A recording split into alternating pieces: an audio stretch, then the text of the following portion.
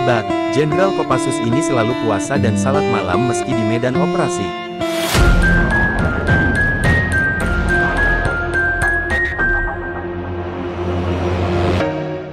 Jenderal TNI, Purnawirawan Wismoyo Arismunandar merupakan tokoh militer yang namanya sudah tidak asing lagi.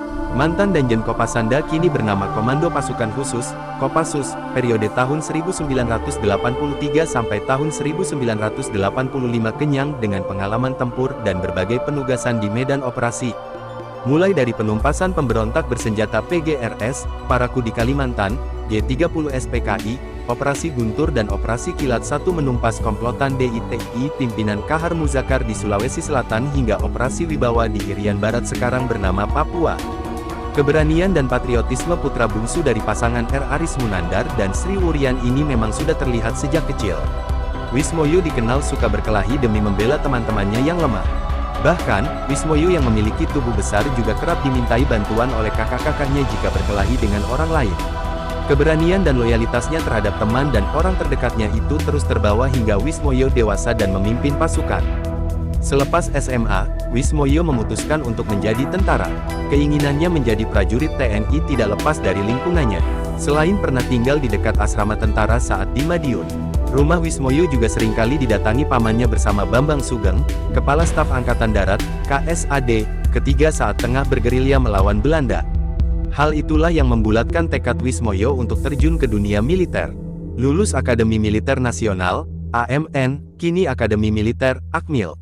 1960 dengan pangkat Letnan II, Letda, Wismoyo langsung bergabung dengan Korps Baret Merah, pasukan elit TNI Angkatan Darat. Belum lama bergabung dengan Kopasanda, Wismoyo langsung mendapat tugas menumpas pemberontakan bersenjata DITI pimpinan Kahar Muzakar di Sulawesi Selatan yang dilanjutkan dengan menumpas G30 SPKI di sejumlah daerah. Keberhasilannya di medan operasi, membuat Wismoyo diangkat menjadi komandan pengawal pribadi Presiden Soeharto. Sebuah tugas yang hanya diberikan kepada prajurit-prajurit pilihan. Sebagai Danwalpri, Wismoyo bertanggung jawab terhadap keamanan dan keselamatan Presiden dan keluarganya. Karenanya, dalam melaksanakan tugas pengamanan, Wismoyo selalu melekat dimanapun Presiden Soeharto berada. Setahun menjadi pengawal pribadi, Wismoyo kembali ke Kopassus menjadi Komandan Kompi Grup 4 Kopassus.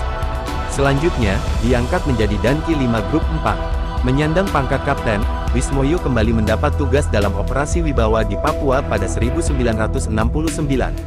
Operasi ini bertujuan untuk memulihkan keamanan di wilayah tersebut setelah penentuan pendapat rakyat, Perpera. Selesai penugasan di Papua, Wismoyo kembali ditugaskan menumpas pemberontakan PGRS, Paraku di pedalaman Kalimantan berbatasan dengan Malaysia. Dalam operasi ini, Wismoyo berhasil menemukan Dead Letter Box, DLB, sistem informasi milik pemberontak. Selain menggunakan sandi, pengoperasian alat komunikasi ini juga menggunakan bahasa Cina. Hal inilah yang membuat pergerakan para pemberontak sulit terdeteksi.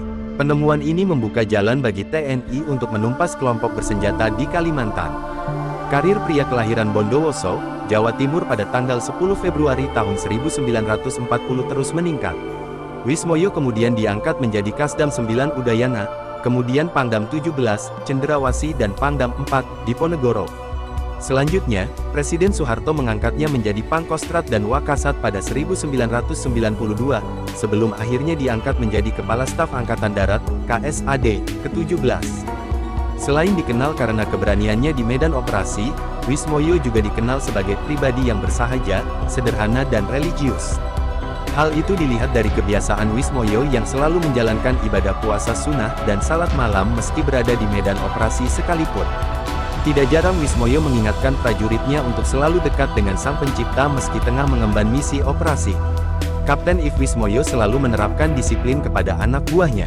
Di samping itu, dalam operasi selalu melaksanakan puasa sunnah dan salat malam mohon petunjuk agar operasi berjalan dengan lancar dan aman, tulis buku berjudul, Jenderal TNI Wismoyo Arismunandar, Sosok Prajurit Sejati, yang diterbitkan di Sejarahan.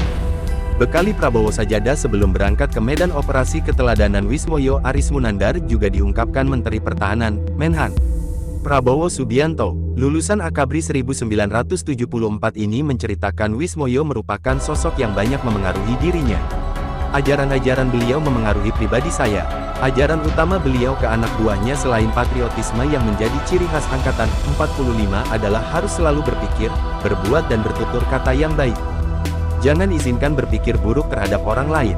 Itu ajaran beliau yang selalu melekat dalam hati saya, tulis Prabowo dalam buku biografinya berjudul, Kepemimpinan Militer, catatan dari pengalaman Letnan Jenderal TNI, Purnawira Prabowo Subianto. Pertemuan pertama dengan Wismoyo, kata Prabowo, terjadi saat dirinya masuk Kopasanda. Saat itu, dirinya masih berpangkat Letnan II, Letda, sedangkan, Wismoyo menjabat sebagai Wakil Asisten Pengamanan, Waaspem. Danjen Kopasanda berpangkat Letkol. Ketika itu kami hanya tahu beliau adalah adik ipar Pak Harto. Istri beliau adalah adik Ibu Tien Soeharto, tutur Prabowo. Prabowo menyebut pada awalnya tidak begitu dekat dengan Wismoyo. Namun pada 1978, Wismoyo diangkat menjadi Komandan Grup 1 para komando dari Kopasanda. Dengan begitu beliau menjadi komandan grup kami.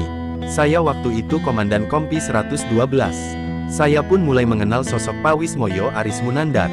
Menurut Prabowo, Wismoyo merupakan pemimpin yang selalu mengutamakan semangat dan bergembira. Karena itu beliau selalu mendorong agar seluruh prajurit bersemangat saat bertepuk tangan. Hal yang paling berkesan bagi Prabowo adalah ketika dirinya akan berangkat operasi pertama kali ke Timur Timur pada akhir Oktober tahun 1978. Saat itu, Prabowo menjabat sebagai Komandan Kompi. Pukul 20 waktu Indonesia Barat malam, sebelum saya take off pukul 4 waktu Indonesia Barat dari Bandara Halim Perdana Kusuma, beliau memanggil saya. Beliau menanyakan persiapan saya yang akan menjalankan operasi, ucap Prabowo. Prabowo menjelaskan jika semua peralatan sudah disiapkan mulai dari senjata, peluru, kompas hingga obat-obatan. Namun, kata Prabowo, Wismoyo kembali menanyakan apalagi yang harus dipersiapkan.